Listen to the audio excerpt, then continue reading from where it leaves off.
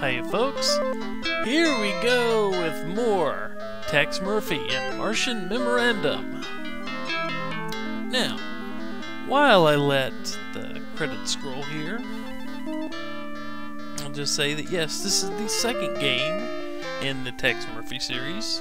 And you can still tell that yes, they're still doing the crime noir, or just in general the noir drama, with hard-boiled private investigator Tex Murphy.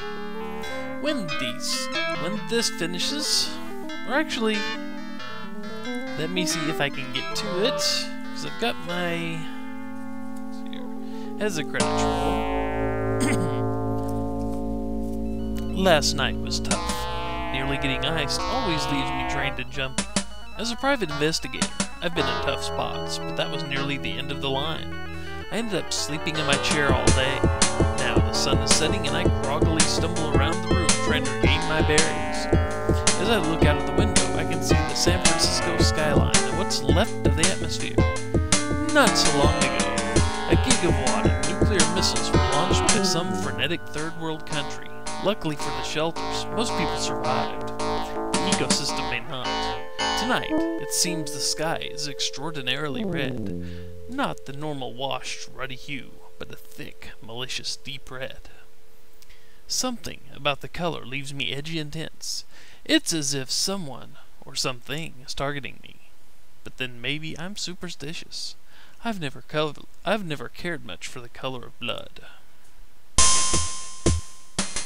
And thus, we start Tex Murphy in his office. If I can get this to pop up. Well, I don't need it to pop up. There we go. Let's see if I can get this in frame. Yes, the manual. And we scroll down. The story. This is all the story you get from the manual, folks. You are a classic hard-boiled private investigator in the year 2039. Marshall Alexander, head of Terraform Incorporated, has hired you to search for his missing daughter, Alexis Alexander. Really? That's the best name you could think of? Whatever. Your job is to search out clues and do other PI stuff that will lead you to Mr. Alexander's daughter and the secret of the Martian Memorandum. Easy? We'll see about that. Tex is a rugged, handsome PI with typical PI attitude, which sometimes gets him into trouble. Even though the year is 2039, the mood, characterizations, and ambience are set in the typical style of the classic Hollywood detective movies. So you see where we're going with this. At least I hope you do. And you can scroll through the rest of this, but I will be explaining this a little, hopefully a little better than the game or the manual does. But you remember the last time when we had just locations and we walked up to them and got the essentially drop-down menus? Well now, if you see at the bottom we have commands that we select the command, like look, or open, or move, or get, use. Oh, we don't have any inventory yet, so we can't use anything. Go to, which lets us walk. To... I can't go to the tripod. Aw, why not? How about if I go to my clothes? Nope, can't go there.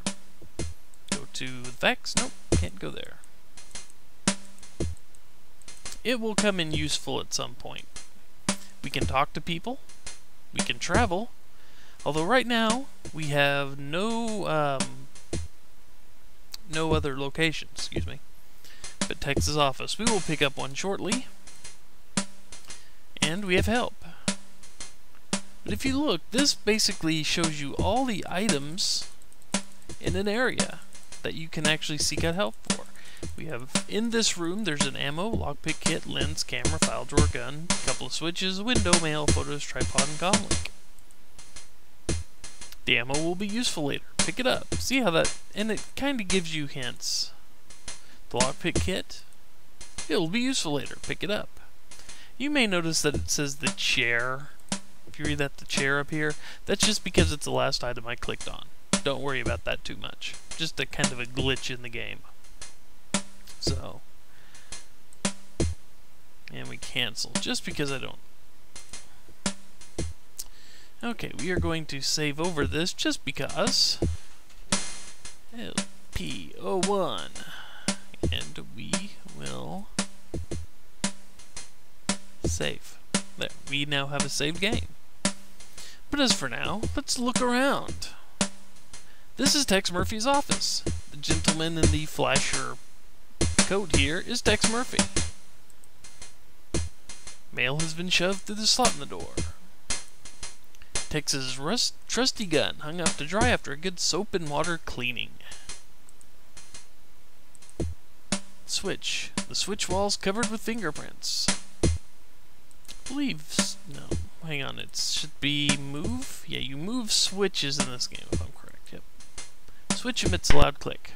And you notice that the fan stopped moving. We have a switch over here. The switch slides to a new position, and the blinds in our windows open. Let's see, this is a fairly good area to get used to your commands, if you haven't guessed. For now, let's go ahead and get the mail, huh? You pick up the mail, take the cash enclosed in one of the envelopes. You decide to file the letters. Well, let's see if we have cash. Nope, we can't use the cash with the file. You noticed, I hit use, select the cache, and then I can pick to use the cache with something.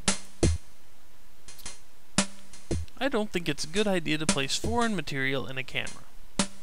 Fair enough. But let's look some more around. We already noticed that was his gun, right?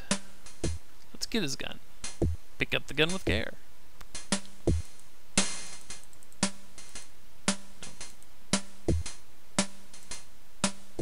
The sink is full of unwashed dishes. Blue and green mold grows from the disposal. Cigarette butts float in a half-full glass of beer. He's a slop.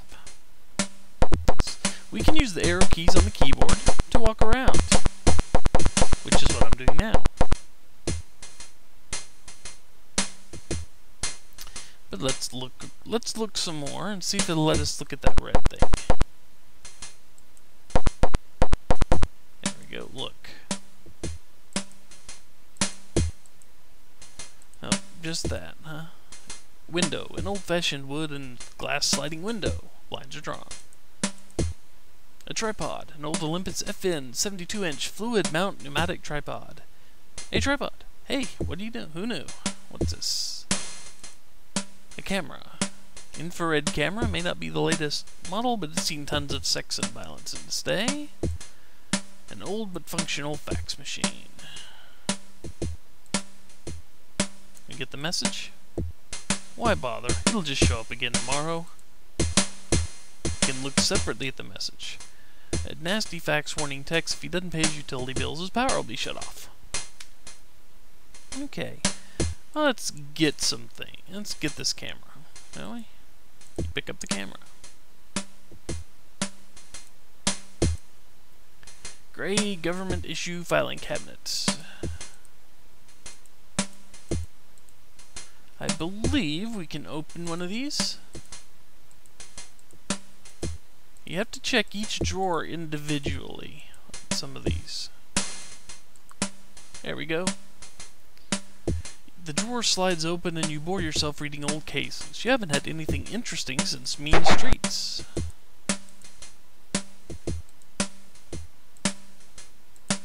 Okay, so not much there. And a comlink. Hey, the comlink could be useful.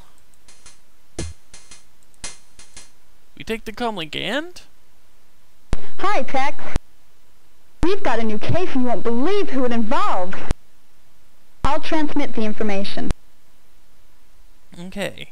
Marshall Alexander, Terraform Corp. 582 Market Street. Mr. Alexander wants you to come by to discuss the case to see his secretary to let you in. He'll be there all day. So what do you know?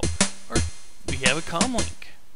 Now, if you remember from the last game, how I had to write down all the different bits of information to hopefully advance in the game, like location codes and all that, you don't have to do that this game.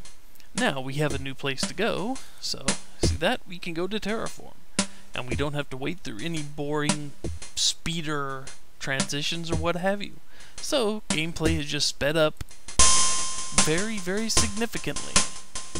And see, we can go to Terraform. See, look at that. You don't have to be a private eye, nor have a PhD, to find Terraform Corporation in San Francisco. You don't even need to see too well. Just look up. Terraform is overwhelming.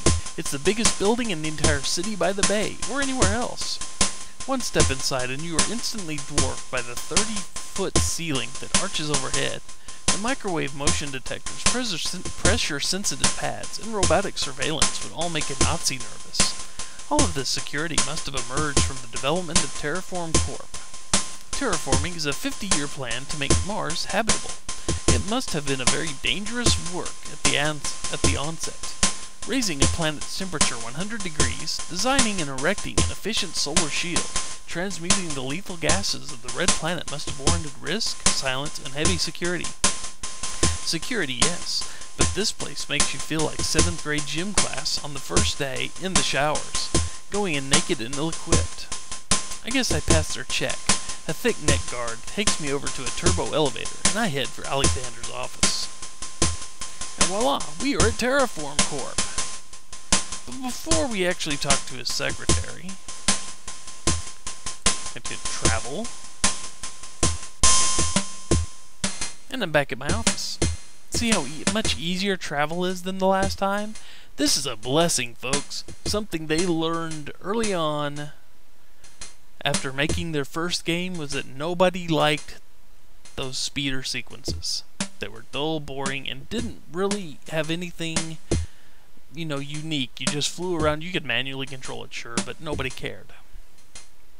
But as it is now, let's finish looking around his office. A no-light lens, perfect accessory for late-night assignments at the No-Tell Motel. An ashtray, clothes, box, a souvenir from the Asphalt Jungle State Park. The hat. Hey, we need our hat. Ammo. So, let's get some of this stuff, shall we? Aw, I don't need my clothes. Can't take it. Oh, can't take it. Pick up the ammo. Pick up a lockpick kit. Don't need the box, okay. Don't need the books. Don't need the lens. Need the lens. Can't take the phone. Can't take the lamp.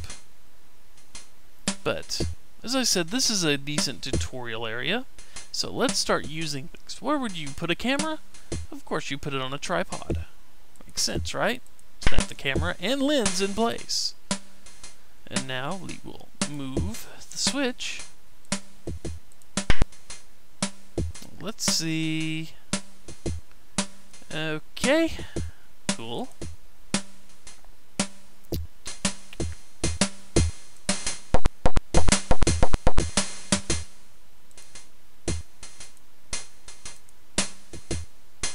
Okay, I can't use that. I don't have any film yet, I don't think. I can't use it.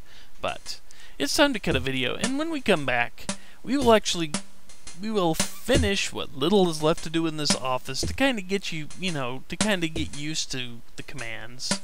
And then we will go to Terraform Corp and see the man who wants to hire us. So until then, take care everybody. See you next time.